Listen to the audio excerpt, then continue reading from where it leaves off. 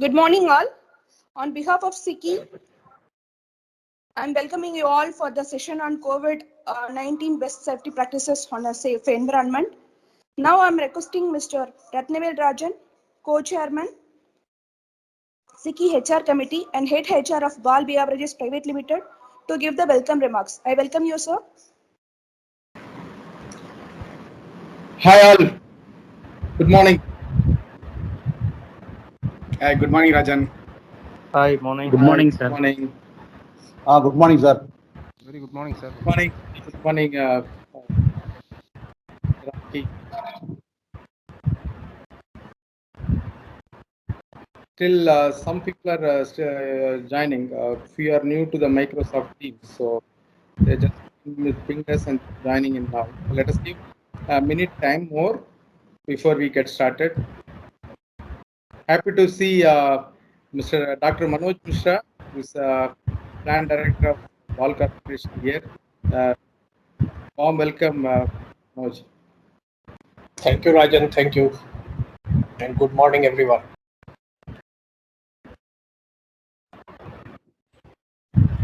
Good morning, Manoj.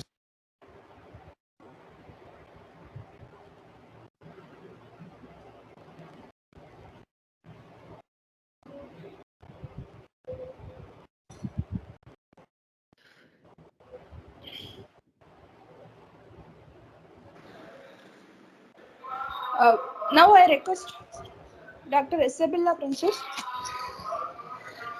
to give the address of the gathering, please.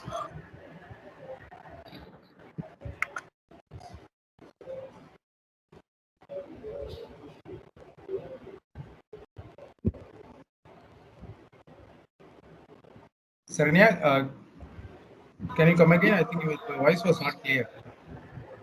Yes, sir. Sir, shall we ask the doctor to proceed, sir? Yes, please. Yeah. Sorry? Go ahead, Saranya. Yes, sir. Yeah, thank you, sir. Thank you. Alagadari, sir, I request the doctor to speak. She can take it over, please. Okay. So let me get started, maybe, to welcome you all.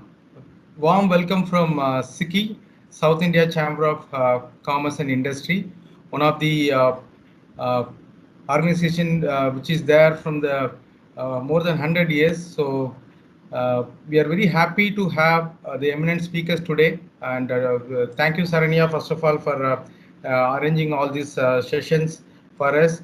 And today we have a very apt topic for the need of the hour. The session on COVID-19 best practices for a safe work environment. And we got some of the eminent personalities from the industry, from the medical industry, medical field. So it's a great. There are three eminent speakers are here. So I am Ratnavel Rajan. I am the co-chairman of HR Expert Committee of SICKI, and I also as a country HR expert from Ball Corporation. So once again, welcome you all for joining this session. So it's my responsibility and duty to give a brief introduction about the speakers. Sure, of course, Saranya will give a detailed introduction whenever the speakers are going to talk. So we have Dr. Isabella Princess. She's a MBBS, MD, and DNB microbiology from the Apollo Specialty Hospital, Vanagaram. And thank you, Dr. Isabella, for being here and accepting our invitation to be part of this session. I first of all welcome you. Then we have Mr. Vetrivel, who is the manager EHS from Ball Beverage Packaging India Private Limited, and he is based at Sri City. And he is also my colleague. So we always call him as Well Done Vetrivel, because he is a person who is known for achieving the milestones at ease, So, and he's also kind of a protector of all of us, protecting our organization and doing a lot of initiatives related to the COVID-19, and is working very close to the people. So I'm very happy to have my colleague and friend Vetrivel as part of this session. Welcome, Vetrivel. And Thanks, Rajan. Thank you. I have another good friend of mine here as a panel speaker today, Dr. S. Ramakrishnan. Of course, he's not from the medical profession.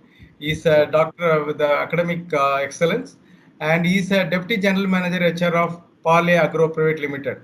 He is having more than 25 years of HR experience, and he currently working with the Parley Agro for more than 16 years.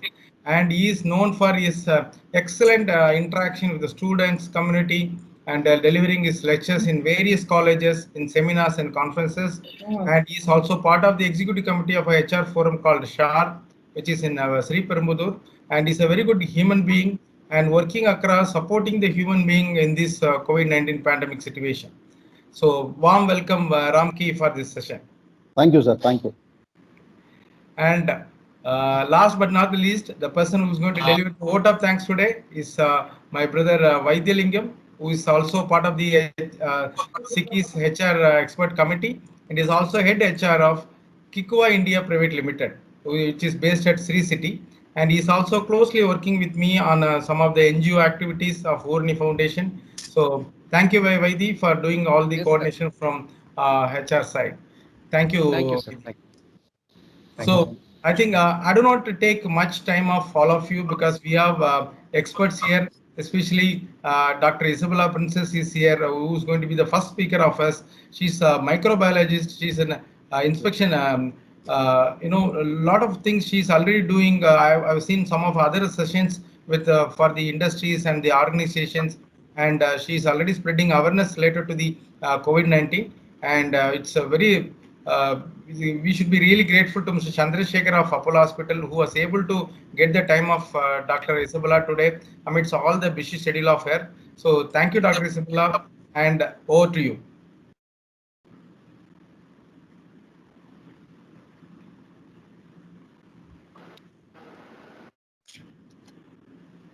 Yeah. Good morning. Can you hear me? Can I proceed? Yeah, please go ahead, Doctor. Yeah.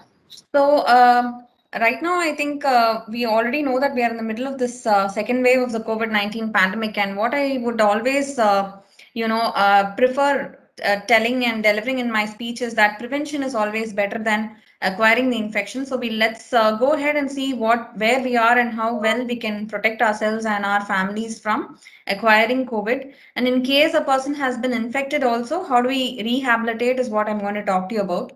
So basically, over the last 1.5 years, at least, we have been battling with this pandemic. And by January 16th, 2021, India was successfully able to implement its vaccination program.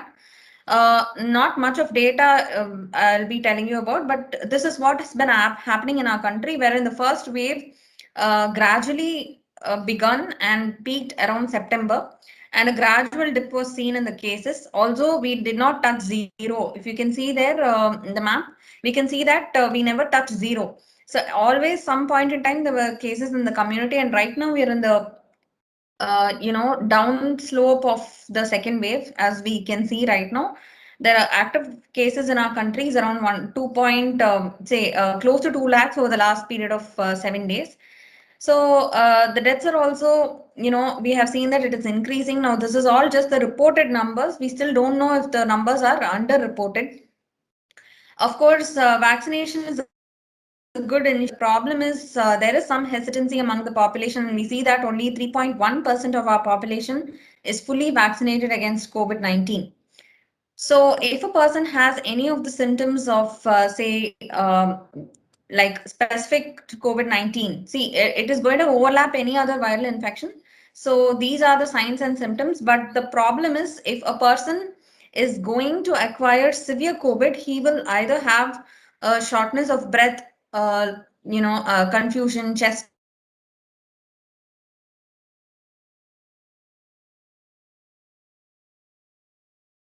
pain, that are shown up by the Ministry of Health and Family Welfare are indicators for testing.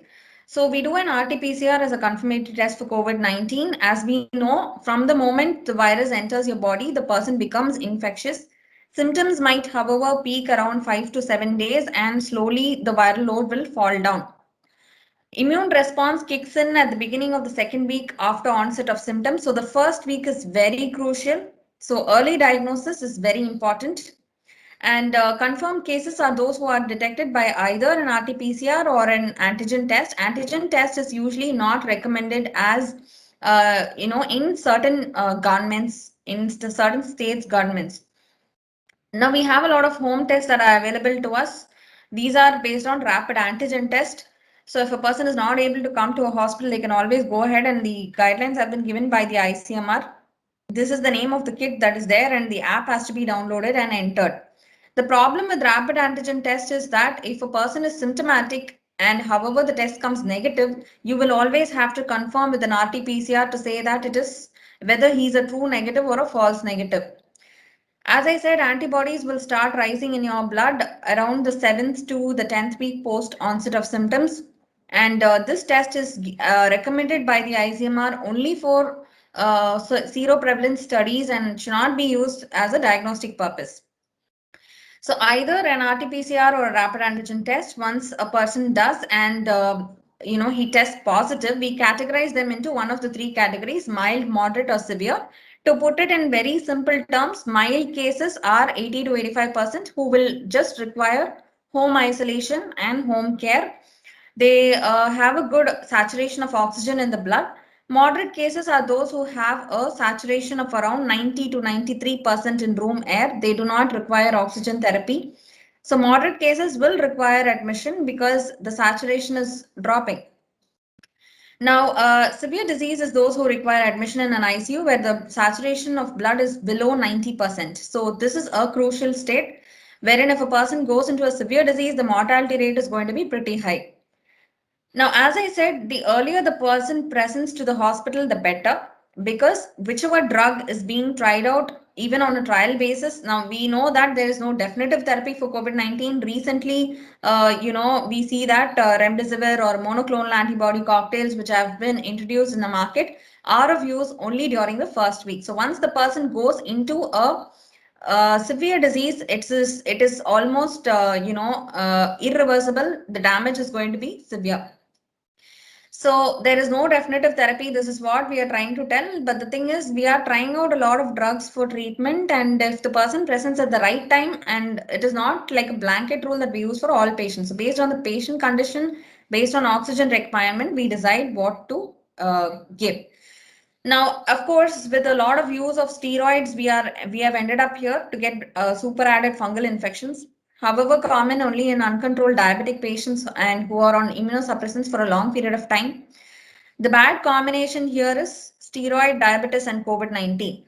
So not all people are going to get mucormycosis. As you see, there are lots of myths circulating around the fungal infections, like the media has branded colors of the fungus, which is of course absolutely not to be followed.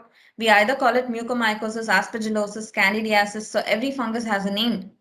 And of course, they are present in the environment all the time. Before COVID, during COVID, after COVID, fungi are going to be there in the environment. So once a person's immune system goes down, then of course, they are at risk of acquiring the fungal infections.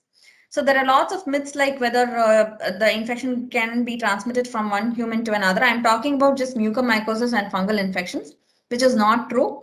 And of course, contamination of oxygen, humidifiers are all just myths that are circulating. What we have to understand is people who are on long-term steroids with an uncontrolled diabetes mellitus are at risk of acquiring any sort of fungal infections or even bacterial infections. Now, as I said, because there is no definitive therapy for COVID-19, the best choice is prevention. And of course, the only few choices that we have is, of course, number one, the vaccination, and all other infection control practices like your social distancing, hand hygiene, and so on, which I'll be talking to you about briefly. Now, why vaccination is good for us? As I said, there's only 3.1% of our population that has been completely vaccinated. The problem is there's a lot of hesitancy among the public. And one thing that you have to understand is people who have taken the vaccine and acquired the infection even after vaccination have not required hospitalization in 98%. This is a very good, efficacy data. So you see that efficacy of the vaccines in preventing severe disease is almost close to 100%. Otherwise, the efficacy of these 3 vaccines are given here. And we know that Covaxin is an indigenously made Indian vaccine. Covishield is the equivalent of AstraZeneca. Sputnik V is started production in India. It's a Russian vaccine, just finished trials in Russia, but not in India. Right now, what we are using, Sputnik has still not been given for the public. So we are using Covishield and Covaxin. Covishield is taken as 2 doses, 12 to 16 weeks apart. Covaxin is taken as 2 doses, 4 to 6 weeks apart. Of course, we see people coming in with minor adverse reactions, but the thing is, vaccine is not going to infect a person. Efficacy data, I've already shared it with you. Authorized age group is those above the age of 18. Those below 18 are still not authorized to get either of the vaccines. If a person has taken any other sort of COVID vaccine before, getting the COVID vaccine, you can wait for 14 days and take the COVID vaccine. If the first dose is with one type of COVID vaccine, the second dose should also be with the same type. You cannot interchange Covishield with Covaxin. You cannot interchange Covaxin with Sputnik or whatever. This is something that our government says, and we have to follow properly. Pregnancy is an absolute contraindication, and any acute infection or illness is an absolute contraindication. Lactating women can take the vaccine. If a person has been, infected with COVID before, please wait for a period of 3 months after recovery and then take the vaccine. Otherwise, people with any sorts of comorbidities or who are on chronic medication for a long period of time, of course, you have to control your diabetes and hypertension, but there's not going to be an interaction, or these are not contraindications for your COVID vaccine. Recently, we have guidelines to say that after recovery from COVID, wait for 3 months to get the jab. Infection, if it occurs after the first dose, again, please wait for 3 months and then take the second dose. If you have been hospitalized and you have any acute illness not due to COVID, then wait for 4 to 8 weeks. Blood donation can be done 14 days after vaccination or after your RT-PCR comes negative. Lactating women can take the vaccine, and you don't have to do a COVID test before you go for your vaccination. If you don't have any acute symptoms, you can very well go ahead and take the vaccine. A person can still get infected after the 2 doses of the vaccine. Now, vaccines do not aim at preventing infection. However, even if the person acquires after 1 or 2 doses, the infection is going to be very mild. So as I said, the efficacy of the vaccine is pretty high in preventing severe disease. That is what we're aiming at. So if a person gets infected between the first and the second dose, you can go ahead and take the second dose 3 months after recovery from the COVID infection if you don't have any symptoms or not in isolation. This is what the CDC says. Choice of vaccine, you can do so by going to the CoWIN portal, which is a national vaccination portal, and select it according to the availability in your locality. Medications, if you are on any, need not be stopped before going for the vaccination. There's no interaction with food or medicines with the vaccine. Certificates will be provided for both the first and the second dose if you've registered in the portal.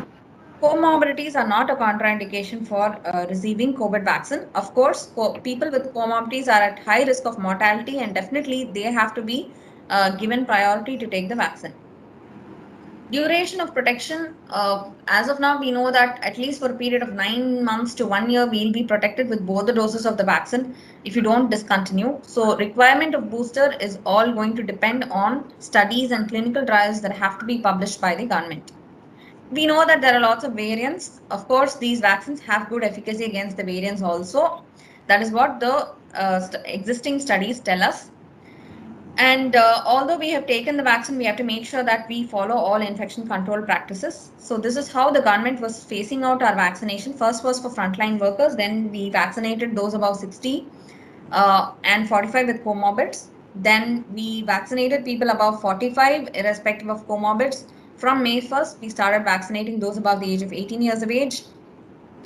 And of course, as I said, because the vaccination drive started for those above 45 much earlier, among the 3.1% in India who are vaccinated, the maximum doses have been given for those above 45 and 60. So this is our national portal for COVID vaccine. You have to go here, register yourself using the mobile number and the OTP, and enter a ID number, say your Aadhaar card or whichever government ID proof that you're using. And you may add up to 4 people to the same mobile number. After registering, book an appointment using the location or the PIN code, which wherever you are, dwelling, and you may go to the vaccination center only after booking the appointment. This is a very mandatory step.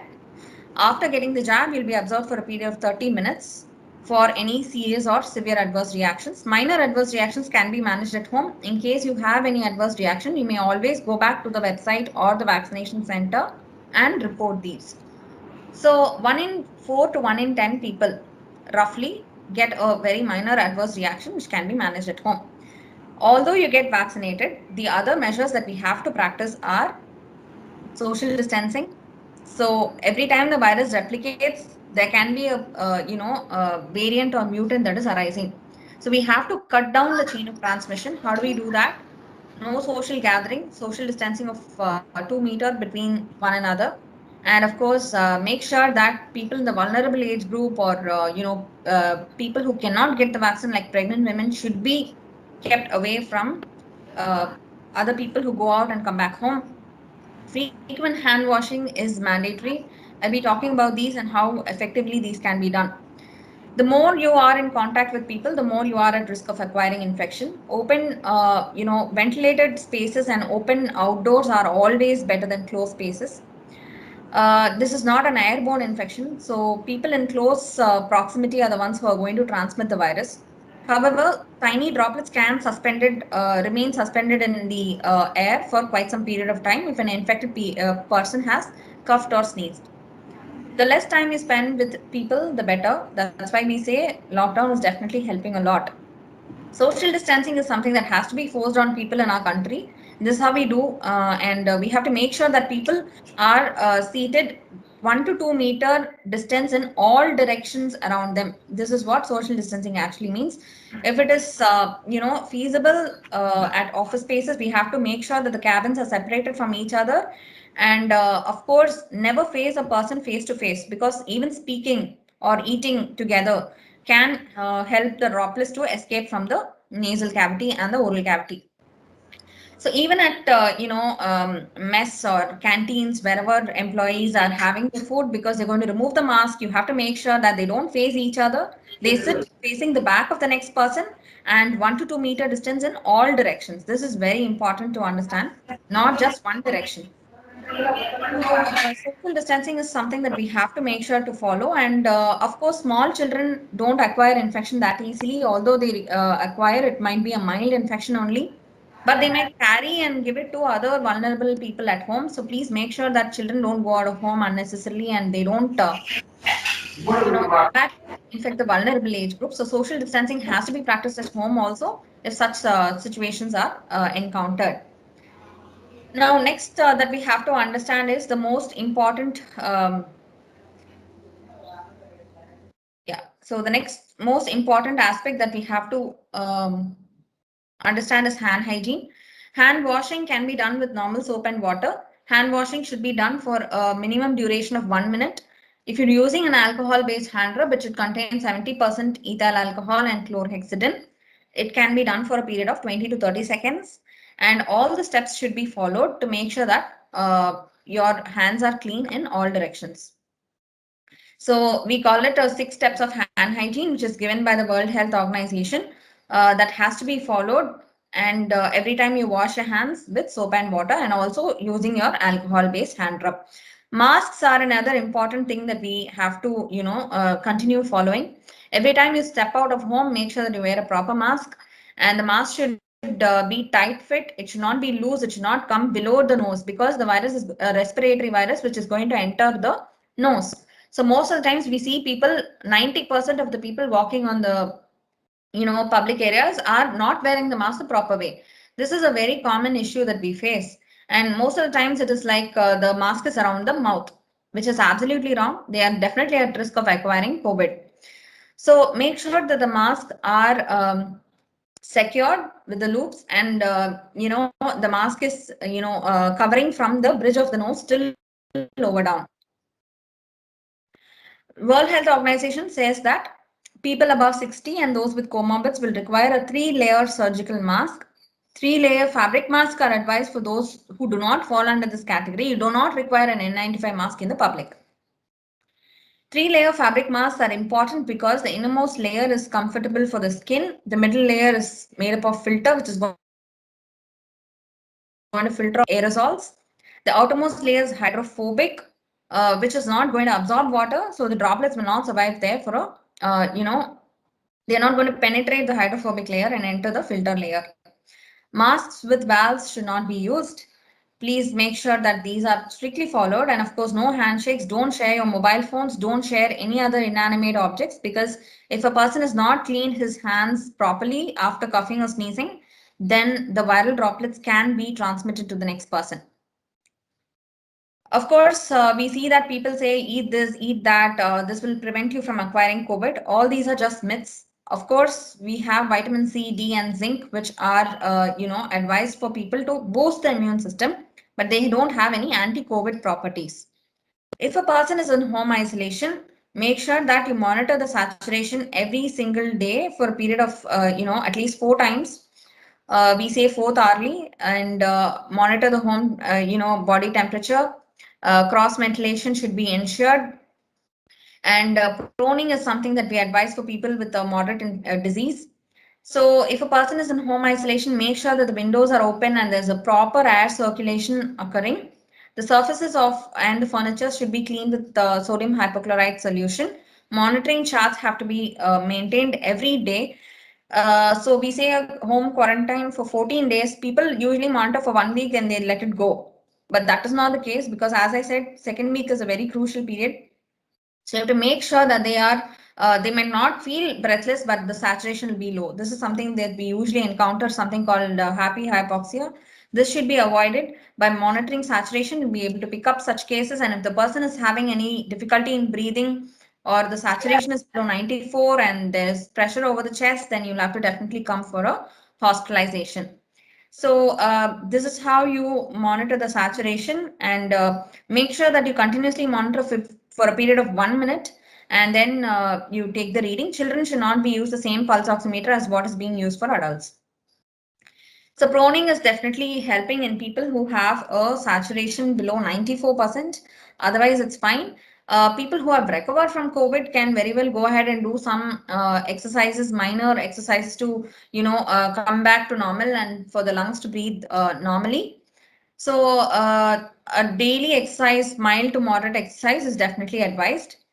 Smoking and alcohol consumption should definitely be avoided. We need clean air, and the lungs will have to, come back to normal. So please avoid smoking. A smoker's lungs are always at risk of acquiring COVID-19. This is something that we have to understand.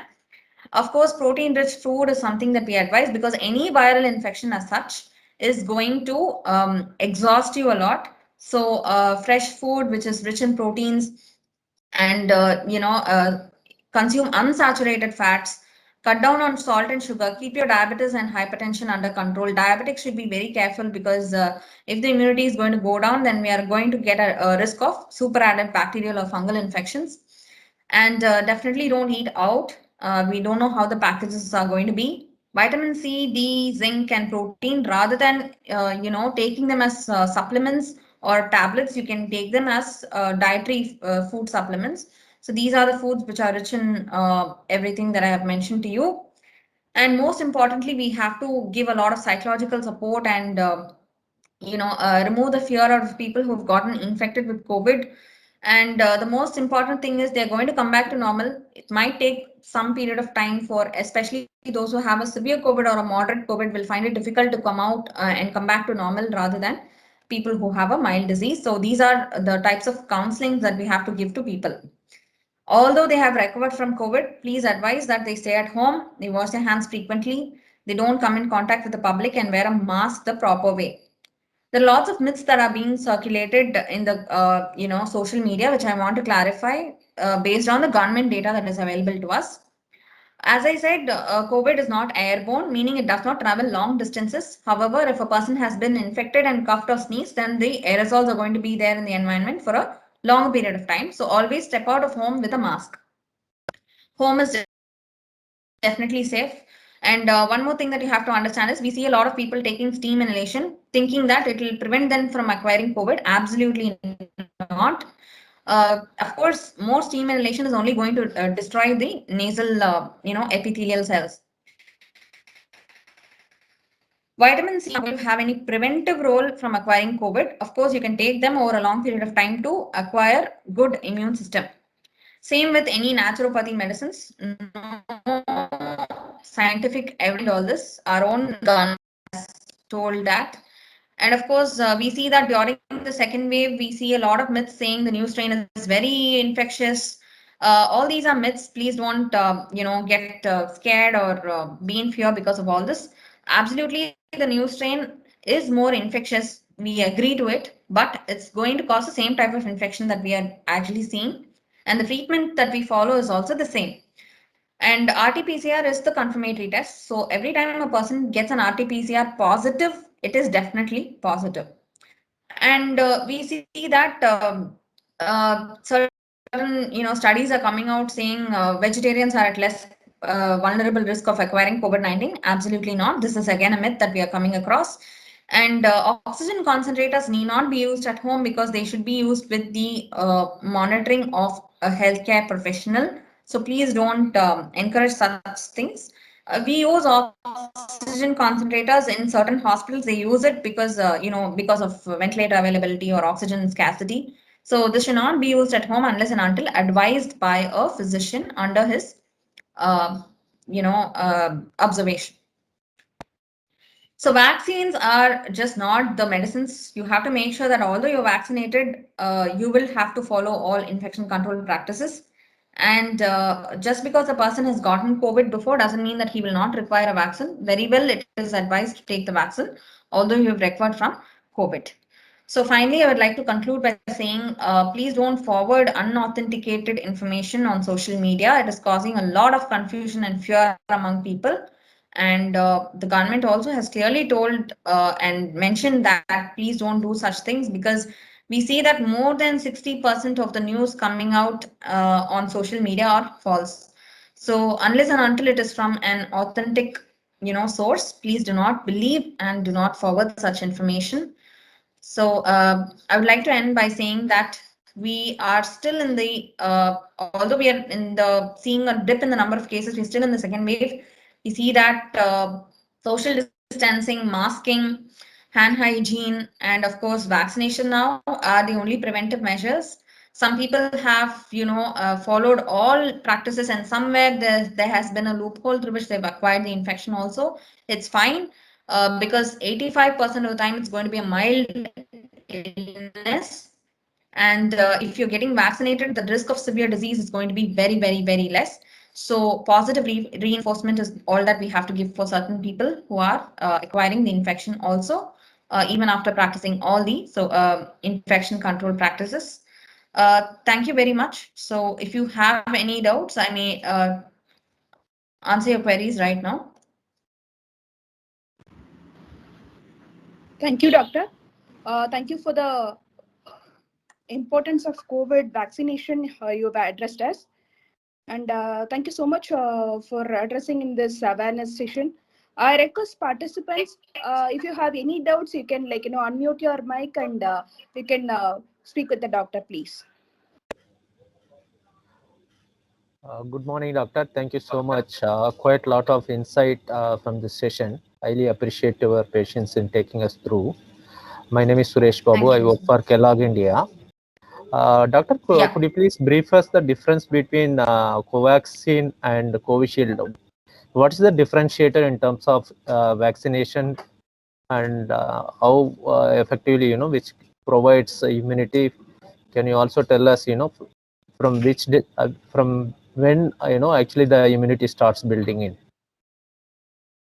Yeah, so I think I had mentioned in my slides that the immune system starts, your antibodies post vaccination will start 2 weeks after you receive the vaccine.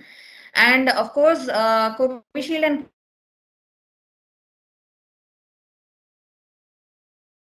Covaxin, development of these vaccines have certain, differences. So Covaxin is a whole virus inactivated vaccine. Covishield is a viral vector vaccine. This is the only difference as such. Otherwise, the efficacy is the same. And of course, the efficacy in preventing severe disease is also the same. So there's not much of difference that you will see. The genetic engineering that has been used to produce both these vaccines are what makes the difference. Good Thank morning. you so much, doctor. Good morning, doctor. I just want to know the difference between we're telling about unsaturated and it's like I think PUFA and MUFA. So can I get that slide so that I will be able to understand? Because more it was talking about soya, use of soya bean, and you have mentioned about sunflower. So can I see the slide once again, please? Yeah. So actually, this is all available in the World Health Organization website, sir. I will anyway try to share the slides with you again. One moment. Slide.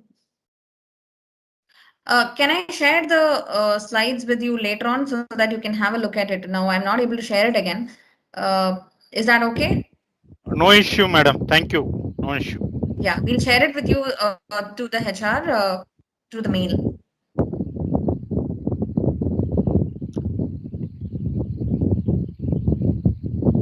Hi, Doc. I have one question. This is Swami here.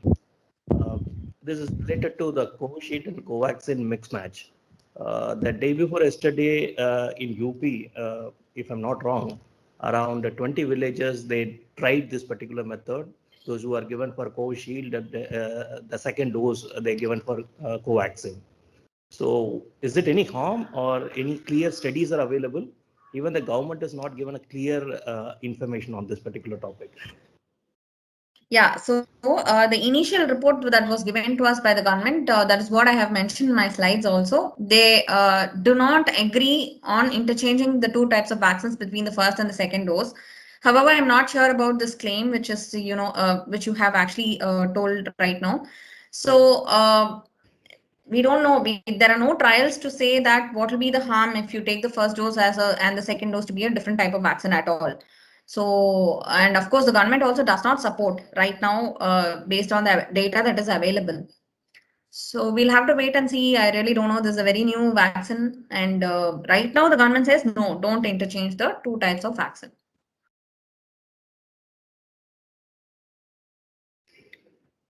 Good morning, doctor. Yeah. This is Karthikeyan from Frogstar. I need a clarification regarding the COVID infection to the persons. If a person is get infected with the COVID, how long the infection will be with him at the maximum? Yeah, so the viral RNA can be detected in a person's body even up to 21 days or say 1 month. But the thing is, once the virus enters your body and you start having symptoms, from the day a person is afebrile, for a period of 10 days, he might be infectious. After that, he's not going to transmit the virus to another person. That's why we safely say 14-day home quarantine.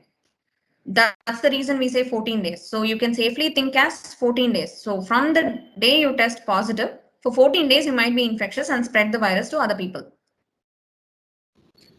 And is a chance of getting infected again within a month or yes. so? Not within a month, because the natural antibodies usually be there in your body for a period of say 6 months or so.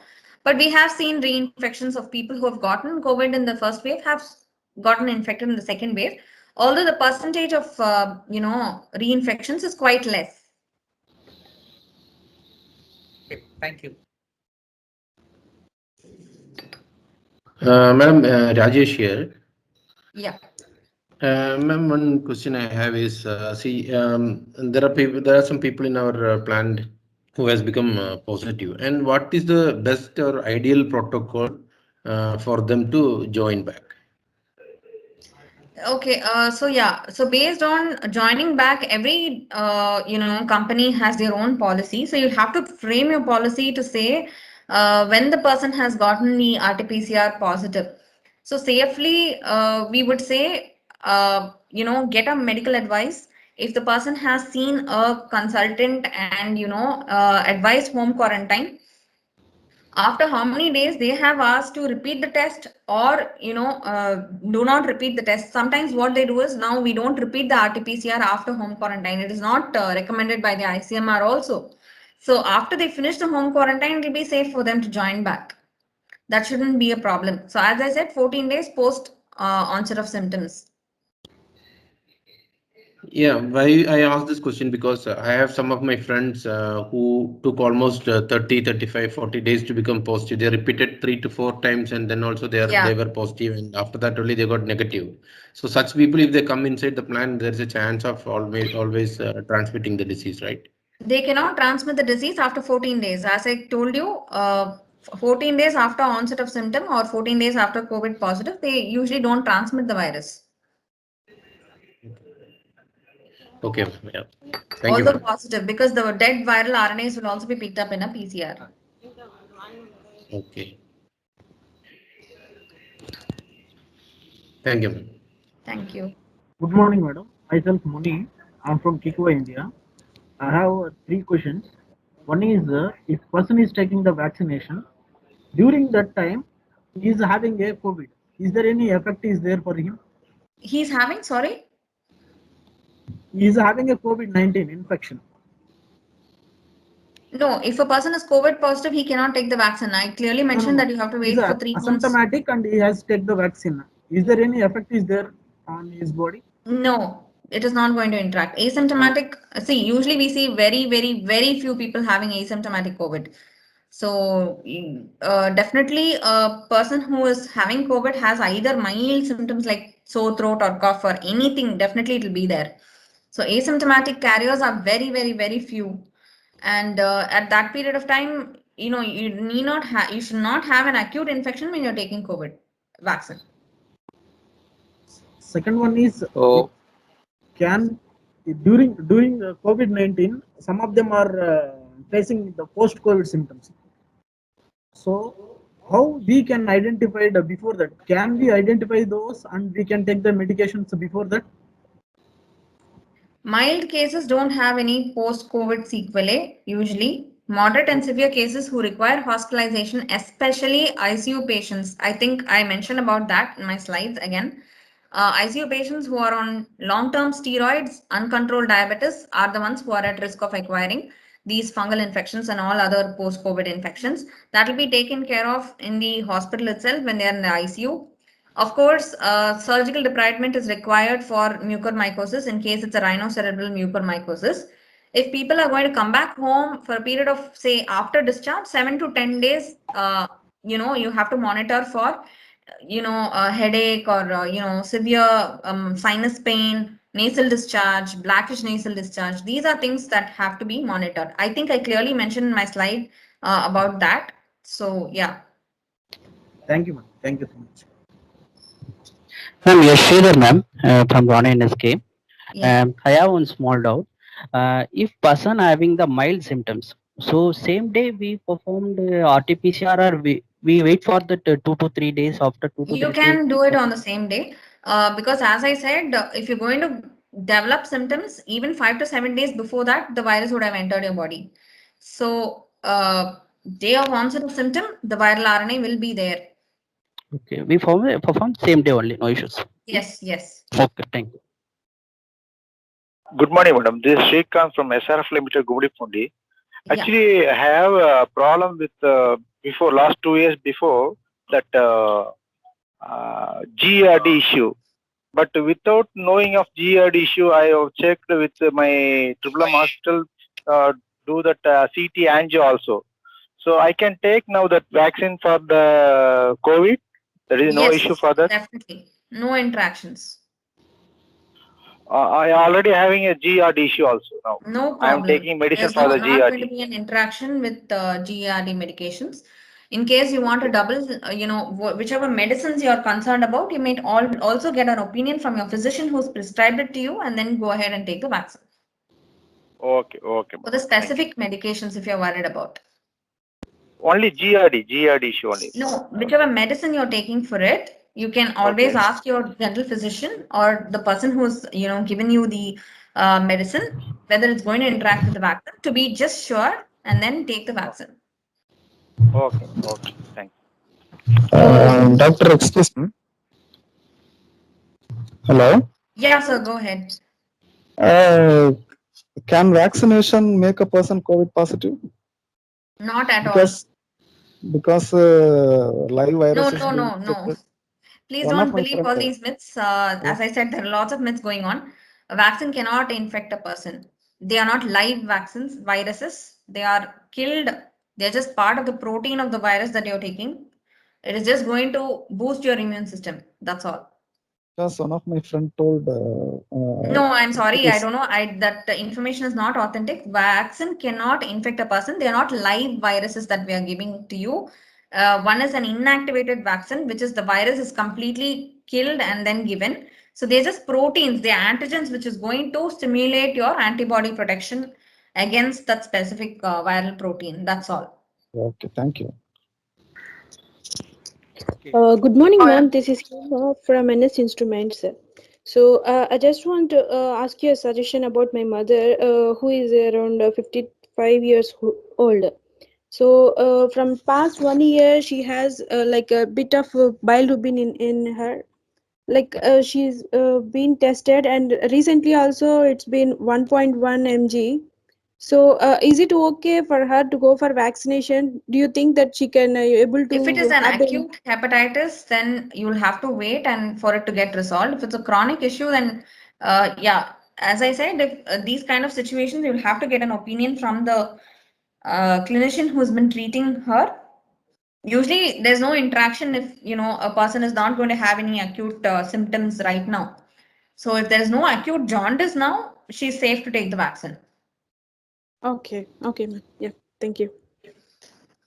I'm sorry to interrupt. Dear participants, we are running short of time. I will move forward to the next session. Doctor, thank you so much on behalf of SICKI. On the behalf of HR committee, I would like to say thanks for your wonderful awareness about COVID. And thank you, Mr. Alagudurai sir, who is the one coordinating with us. Thank you, sir. Thank you so much, ma'am. Thank you so much. Participants, you have any doubts, you can send me the mail to SICKI. We'll forward the mail to the doctor and we'll get you clear about the doubts. Thank you. Thank you, ma'am. Thank you so much. Thank you. Thank you, doctor. On behalf of Thank you. SICKI Thank you. expert committee, thank you very much, madam. Thank you. Now I request Mr. Vetrivel, Manager EHS, Ball Beverage Packaging India Private Limited from Sri City, to address about the COVID-19 safety protocol for industries. I welcome you, sir. Yeah.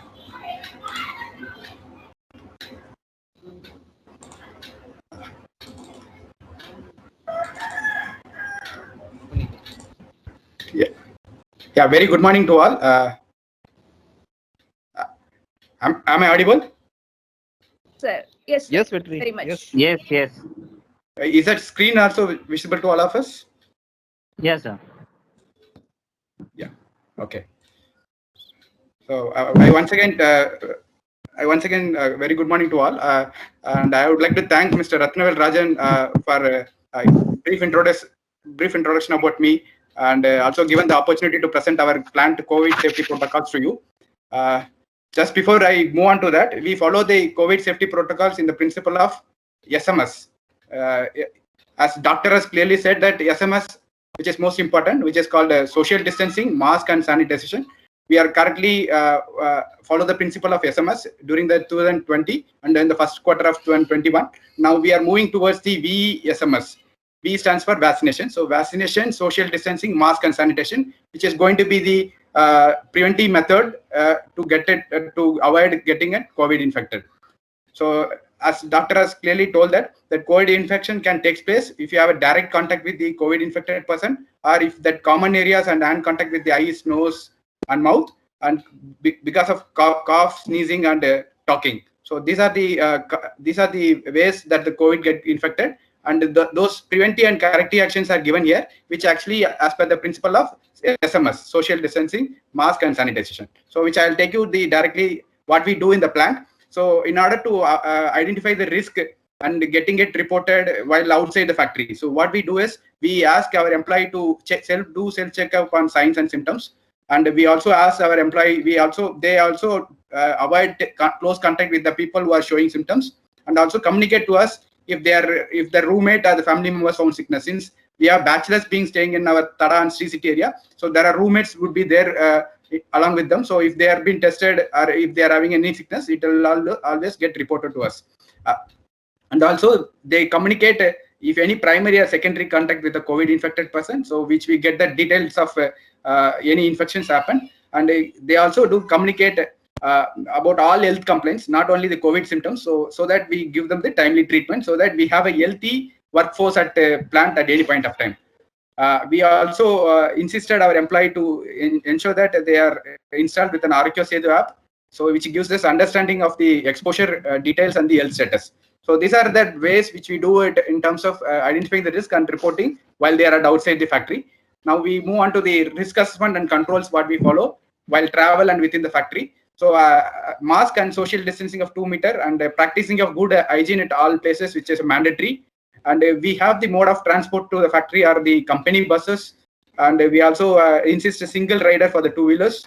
And while they are reporting to the bus, the temperature screening being done before boarding into the bus. And that the security card for other mode of transport, because they do come through the two-wheelers, so that temperature screening is being done at the gate. And no visitors are allowed except for an highly essential. Again, it does need to be approved by an EHS manager. And hand wash with a soap solution or soap solution and sanitizers are happening frequently. We have a total of 15 foot-operated sanitizer being provided in shop floor and other common areas for an employee of maximum 50 in a plant. So you imagine it is going to be a 3% going to use one foot-operated sanitizer, so that we have good social distancing being maintained and good hygiene being practiced. And we also do an housekeeping which ensures the disinfection of frequently touched surfaces, bus and other areas periodically.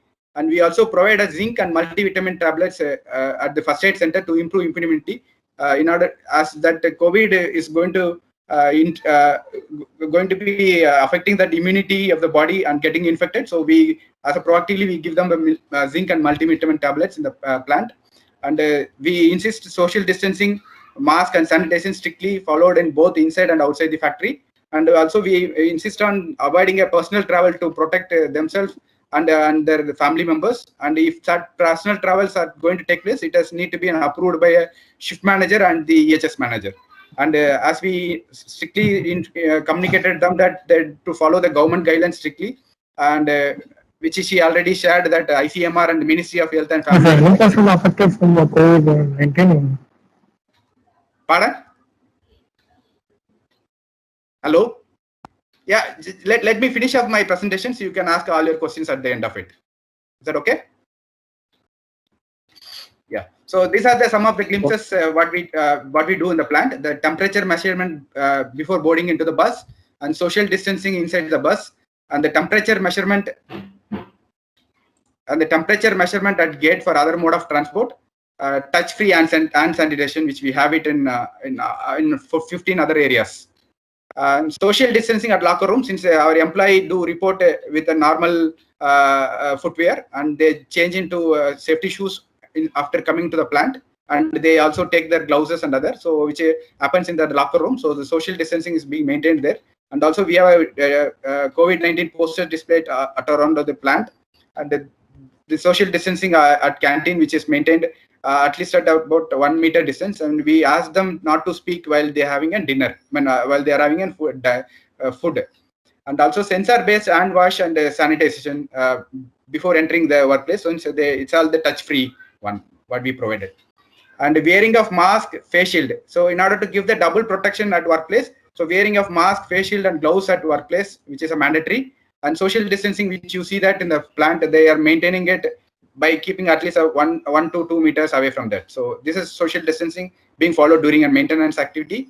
And the disinfection of common and frequently touched surface, which the housekeeping team do that, and they have the checklist and updated, and it has been supervised and signed off by our contractor supervisor again.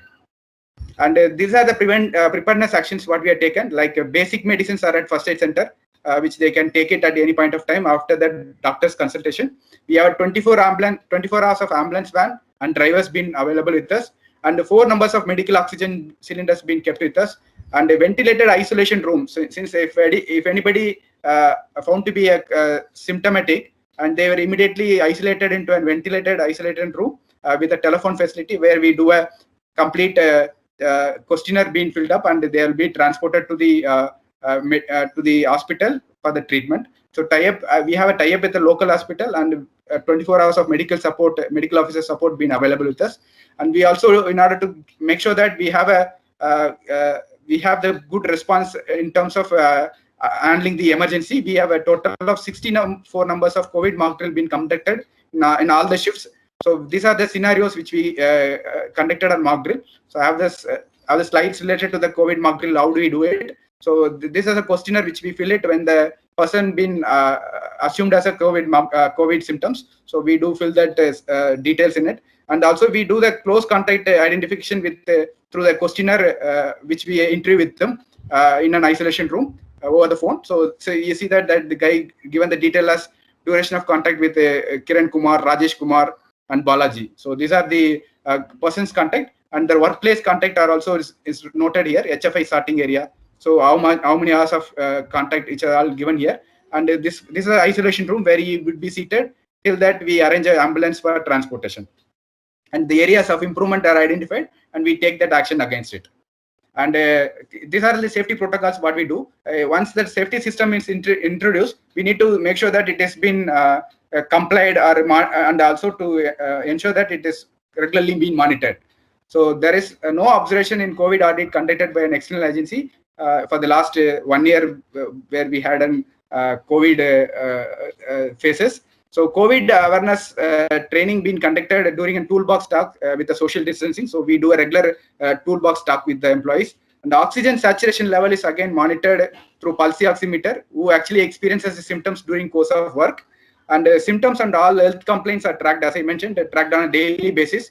And factory medical officers provides a 24 hours of consultation to prevent infections. So we do a contact tracing if anybody found with the COVID symptoms. So contact details again are tracked through Arogya Setu app, which you know that it's all been installed in your mobiles, I believe. So both the inside and the outside the premises. And we do a COVID RT-PCR test, which is a trusted test for the COVID and for a symptomatic. And also we provide the facilities such as N95 mask if they are found to be positive, and complete medications prescribed by the medical officer, and ensuring isolation and food facility for them, and 14 days of COVID leave so that they completely recovered. And if they are well recovered, then only we are allowing them to report to the plant after the medical fitness certificate issued by the medical officer. And also we do a employee online connect, which we do it for 3 employees per day with a plant management team. So to understand their concern, even inside the plant and outside the plant as well. So and their improvement ideas and the feedbacks are taken for the implementation, which we do it. And we also communicate back them what actions are taken. If it has not been implementable or it cannot be done, so it again goes back to them so that the closed circle of communications is taking place. And we also done the general flu vaccination, which is Influvac, during our 2020 October. And also we are in the process of providing a COVID vaccination for our employees. And we also got our employee vaccinated for 45 years and above. And we are also, some of them got vaccinated volunteering it in the locally through a COVID app, which we are actually guiding them how to do that in the COVID app registration. So these are the plant safety protocols and how do we monitor it. So any questions from this, please let me know.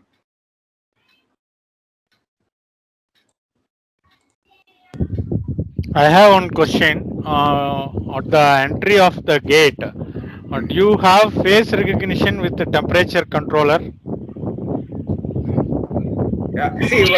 Yeah, what we do is we do a temperature screening before boarding into the bus, and also at the gate we do temperature screening with the portable one, so that we get the temperature of the individuals, and we actually openly ask the people if they have any symptoms, so it get recollected. So we don't have anything fixed temperature screening at site.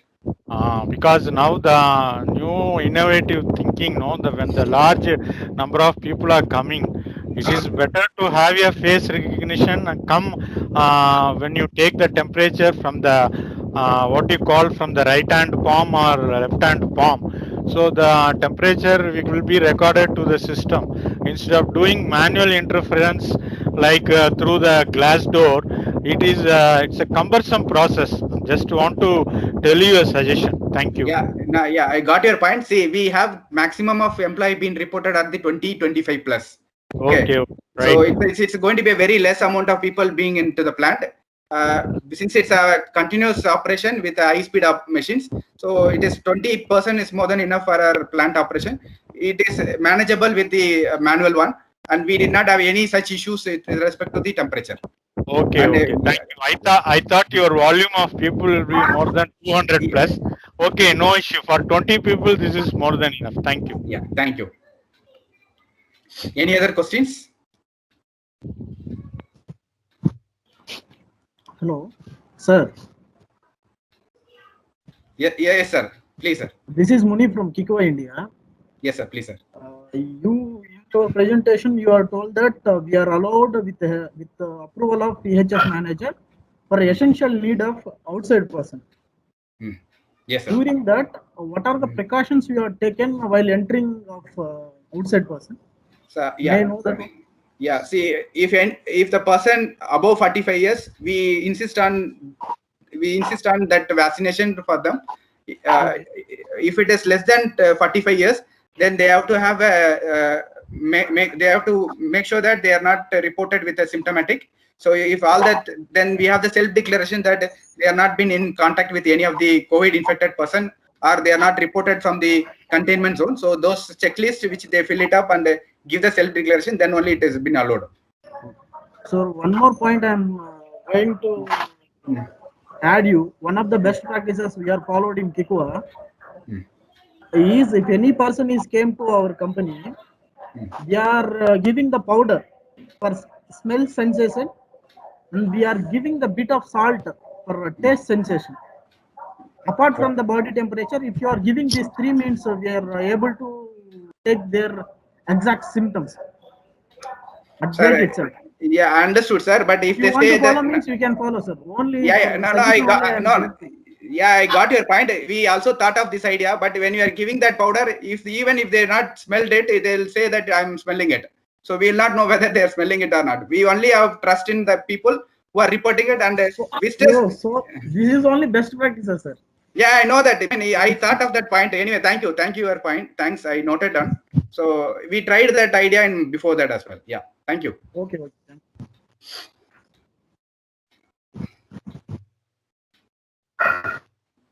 Participants, any other questions?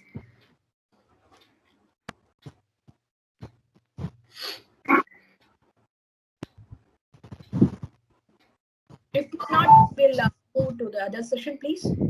Madam, kindly share the presentation by email, madam. Sure, sir. Sure. Right. Once Thank the you. session gets over, we'll be sharing it to all the participants, sir. So no worries. Right. Thank you. Thank you so much. Thank you. Yeah. Thank you, Vetrivel, sir, for your wonderful gathering about the safety protocol for the industries. Now I request I request Dr. Ramakrishnan, Deputy General Manager HR from Parley Agro Private Limited, to address about COVID-19 HR perspective view. I welcome you, sir. Thank you. First of all, I thank you very much to Mr. Ratnavel and Saranya for giving opportunity to address in the webinar.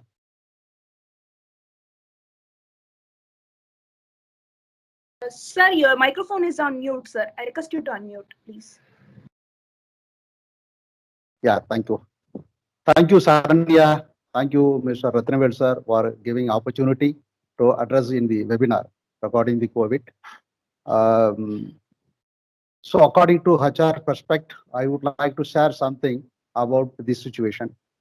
The COVID is not an outbreak. Even this is not an epidemic. This is a pandemic situation. It affects globally. As an organism, it does not spread through mice, mosquito, or birds or animals like some other diseases. It spreads through people. As a HR perspective, We have to create a lighter atmosphere to solve the problem. We have to make the mind of the people. Yes, we can give the solution. As an organization, people will come from many areas. So the chances are more. Based on that, we have to create a proper HR policies and we have to follow the proper HR practices. I would like to say some HR policies, how we have to make it. First, we have to modify the visitor policy. So not enter all the people. Visitors to be restricted. So we have to give the alternate arrangement of meeting. So they can conduct a Zoom meeting. The vendors can be connected through Google Meeting, like how we are connecting. The visitor, suppose if any visitor comes, compulsorily he has to meet. Some protocols should be followed. They have to give some declaration saying for the last 14 days they did not visit any other area. If it is visited, they have to tell the reasons and what are the areas. This visitor policy to be followed. Then travel policy. See, based on that government protocol, 50% of the people will be accommodated in the vehicles. So based on that, the travel policy to be modified. Maximum frequent travel to be avoided. That such a way we have to rewrite the policies. One more thing, very important thing, a remote work policy. So many people are preferring the work from home because they are unable to travel, because we have to reduce the crowd. So we have, as a HR perspective, we have to create a policy work from home, that is remote work, for which we need to develop infrastructure, IT infrastructure. What about the reimbursement policy? Suppose if they are paying for IT or network, how we are in reimbursement. So what are the infrastructure we have to give, whether we have to give tabs or laptops, whatever things, that things we have to create a policy. Then medical policy. See, each and every company is having medical policy. Maybe according to the bandwidth, they will have the medical insurance of 2 lakhs, 5 lakhs, 10 lakh, like that.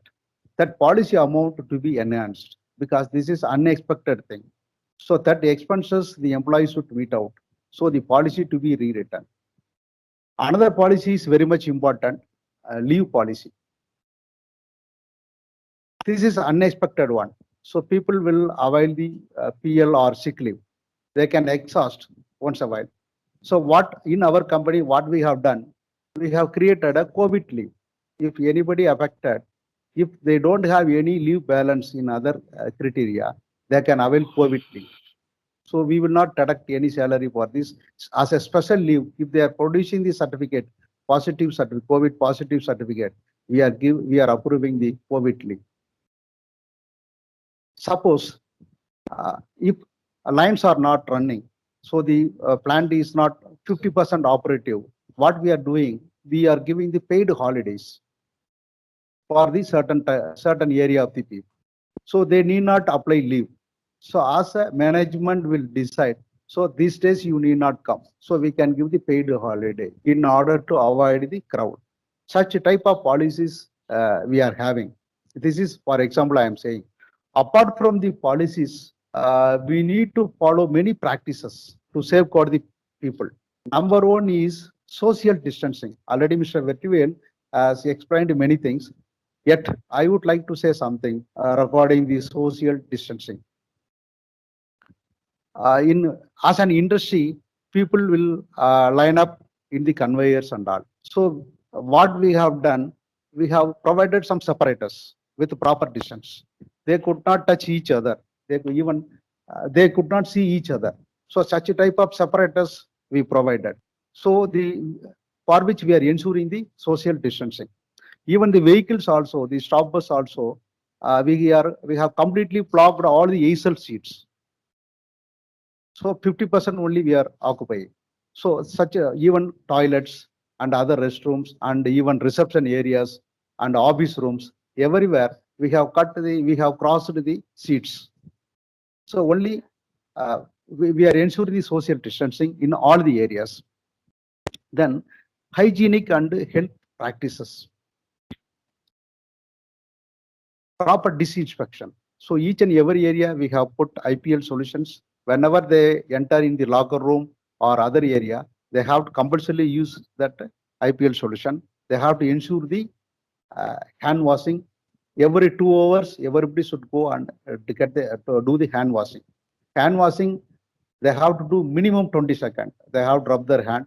So we have given a posters here and there how to hand wash.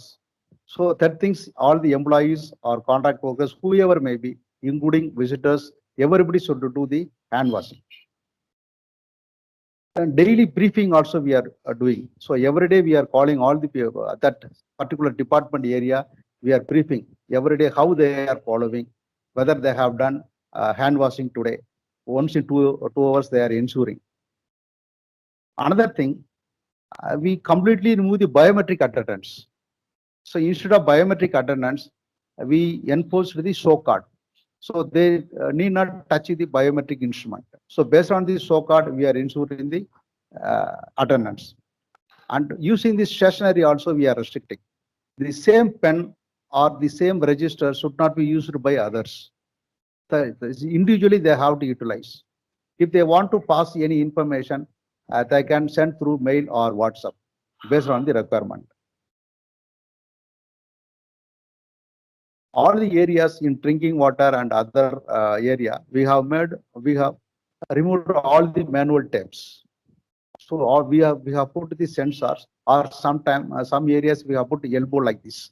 Elbow, the water taps we have provided.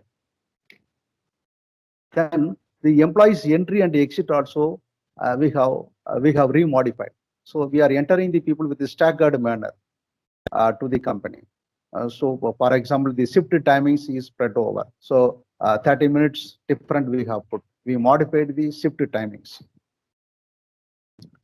Canteen also we segregated all the people. Everybody, all the department people will not go in the same time. We have segregated the timing. Production department you can go at 12:30. 12:30 to 1 production can go. Then 11 to 11:15 maintenance department. 11:15, 1:30 to 2 o'clock other department. Such a way, what we have done, we have made segregated. So in order to avoid the crowd. Even the drinking water facility use and throw we followed. Not the same class and the same bottles are not used by all the people. So use and throw we are using. We have asked the people to maintain the minimum personal belongings. People should not carry more personal belongings. They have to keep minimum personal belonging. The restrictions, they have to restrict to handle their own things also. If any parcel and courier comes, that also we have given the allotted time. The concerned person only should collect. It doesn't mean the security and other people should collect and hand over. In order to avoid the many hand touching, we are restricting the courier also. We have enforced compulsorily everybody should download the Arogya Setu app. So all the people in our plan, we will verify the Arogya Setu everybody should download and they have to monitor. These are the health and safety practices we are following, and in order to avoid the crowd, the role-based works we can enforce.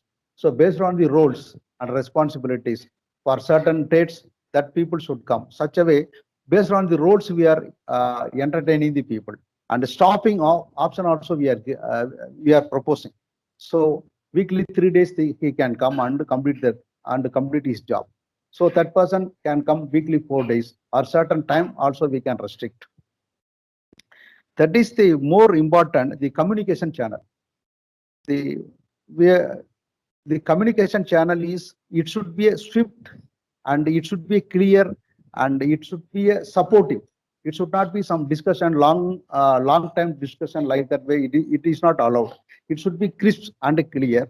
That question will be safer side. We have to answer. The senior people should comply the queries of the team with a safer mode. They should not appear in in any cost. So such a way, as a HR perspective, we are ensuring the people. We should be always we are gathering the people what we are giving. So be safe. First of all, if you are getting infected, don't get panic. You should have the commitment. Through me, it will not spread to others. That commitment everybody should have, for which they have to follow proper hand washing. Already my friend Mr. Vettivel told SMS like that. All the three phenomena should be followed. Now, recently, we enforced that. So all our employees, 100%, more than 45 years old people got vaccinated. So now we started vaccination of 18 to 44. That is also successfully it is going. For to monitor all the things, we have one COVID committee. That COVID committee will ensure if anybody get infected COVID, how they are, whether they have got hospitalization, whether they are undergoing home quarantine. So how they are. That to monitor our people, we are having COVID committee. One more thing, we recently added one policy. If anybody, not only the employee, if the employee's wife or mother, father, or his close relative who is living with him, if they are getting COVID positive, we are giving on that is a paid holiday. We will consider him as work from home. So we are not, because if in his home, if anybody is affected, if he comes for work, that COVID may affect somebody also.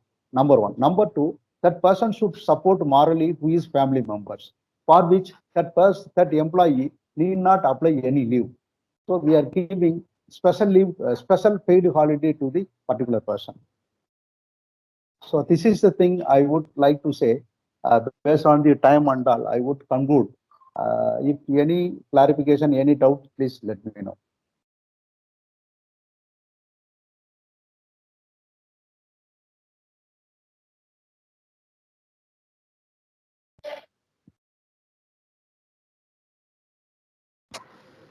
Participants, do you have any questions? You can ask.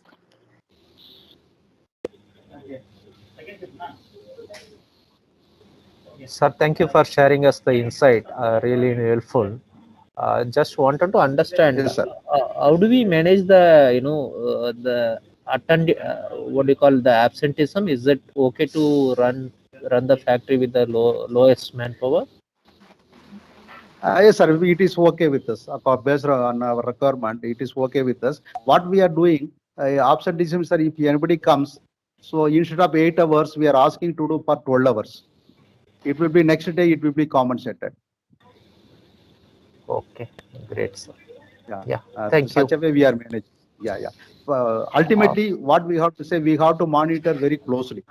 That is very much important, sir. Because many of the industries, many of the industries, this becomes a predominant challenge, especially justifying the case between actual illness and tempted illness.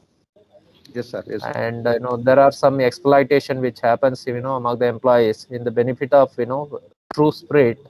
Protecting the people becomes first value for the companies, thereby they tend to compromise it. Yeah. Yes, sir. Thank you, sir. Thank you, sir. Thank you. And very good afternoon, sir. My name is Vaidhyalingam. Yes, sir. Good afternoon, sir. You told about the new concept regarding that the COVID committee. In this committee, it is consisting of a shop floor or management person.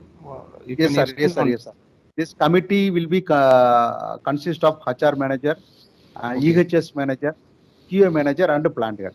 Plant 4 members can decide what's happening. Yes, sir. Yes, sir. If any cases come now, we will decide. So any decision we are going to take, we all 4 people will sit together and we analyze the cases and we take a part. Okay. Okay, sir. Thank you.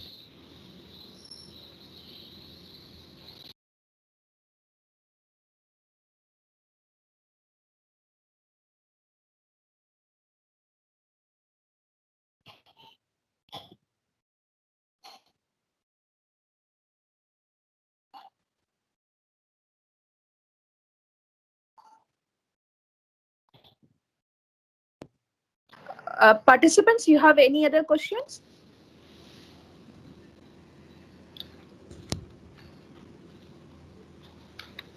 Okay. Thank you, Ramakrishnan sir, for your wonderful perspective you have shared with us. On behalf of SICKI, we are thank you so much for your kind support, sir. And now I request, thank you. yes, sir. Now I request Mr. Vaidyalingam, Head HR, ICWA India Private Limited, and SICKI HR Committee member to give the vote of thanks. I welcome you, sir. Yes, sir. Yes, Saranya, thank you very much. On behalf of SICKI Expert Committee, thank you for this opportunity to give the vote of thanks. Saranya, the Dr. Isabella Princess is available or no? No, sir. She has some No. other Okay. events, so she Okay. stepped out. Okay. You given a special note for sharing her time to spend the presentation and all to convey Sure, our sir. very excellent presentation. Everything has done. I convey our thanks to Doctor. One thing. Sure, sir. Sure. And second thing, Mr. Vetrivel, I think maybe he is in line but muted. He's available, sir. He's available. Available, He's in the available. session. Thank you very much for your presentation, Vetrivel. The new concept we have taken also VSMS. That is also we are trying to implement in our company. And thank you for your best practices, what you are doing in your company. Very nice presentation, Vetrivel. And apart from that, we are also from Sri City. Mr. Vetrivel also, you are maybe apart from that, what you are doing in your company, you are recently you are done on-site emergency plan. I think correct, Vetrivel? For Tirupati. Yes, sir. For the Tirumala For Tirupati. Tirupati. Yes, sir. Apart from his normal routine work, he has done excellently doing one service along with the inspector of practice for on-site emergency plan completed in Tirumala Tirupati. That is a special note. Thank you, Vetrivel, for your excellent presentation, what you have done in your company. Thank you.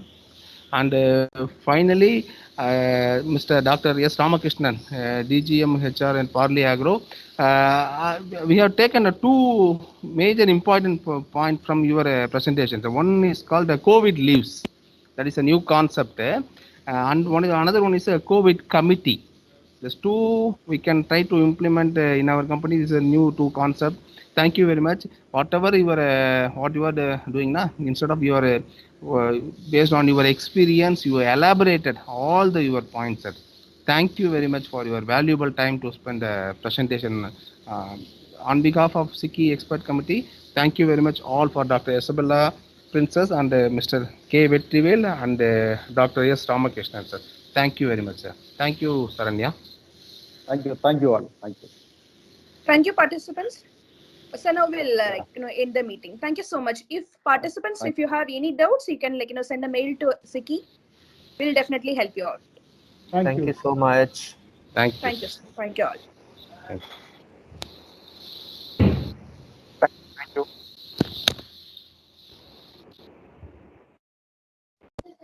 Munjia. Thank you.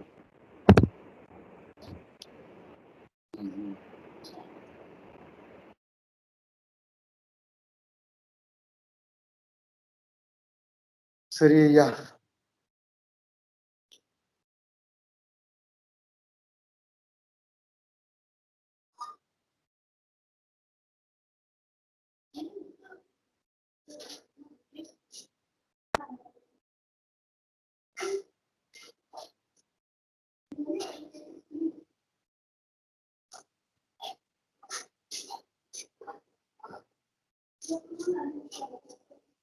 சாப்பாடு ரெடியாயா?